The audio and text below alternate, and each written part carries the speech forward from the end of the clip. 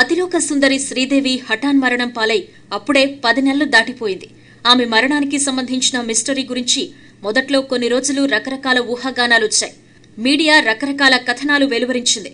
కానీ రోజులు గడిచే కొద్దీ వ్యవహారం చల్లబడిపోయింది. అందరూ ఆమె గురించి మర్చిపోయారు.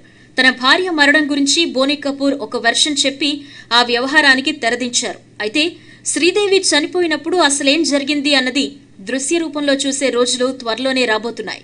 శ్రీదేవి బయోపిక్ కోసం శరవేగంగా సన్నాహాలు జరుగుతున్నట్టు సమాచారం. బోనీ కపూరే ఈ చిత్రాన్ని నిర్మించబోతున్నాడు. ప్రస్తుతం తన టీంతో కలిసి స్క్రిప్ట్ తయారు చేస్తున్నాడట బోనీ.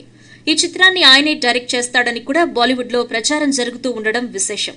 కానీ మంచి అభిరుచిన దర్శకుడికి బాధ్యతలు అప్పగిస్తేనే శ్రీదేవి జీవితం అందంగా తెరపైకి వస్తుందని బాలీవుడ్ జనాలంటున్నారు. శ్రీదేవి జీవితాన్ని సమగ్రంగా ఇందులో చూపిస్తారట. ఆమె ఏ స్థితిలో మరణించిందో, ఆ రోజు ఏం జరిగిందో క్షుణ్ణంగా ఇందులో చూపించి జనాల సందేహాలకు తెరదించాలని బోనీ భావిస్తున్నాడట. మరోవైపు శ్రీదేవి జీవితాన్ని పుస్తక రూపంలో తేవడానికి కూడా బోనీ ఏర్పాట్లు చేస్తున్నారట. కొందరు రచయితలు కలిసి ఆమె జీవితానికి అక్షర రూపం ఇస్తున్నట్లు సమాచారం.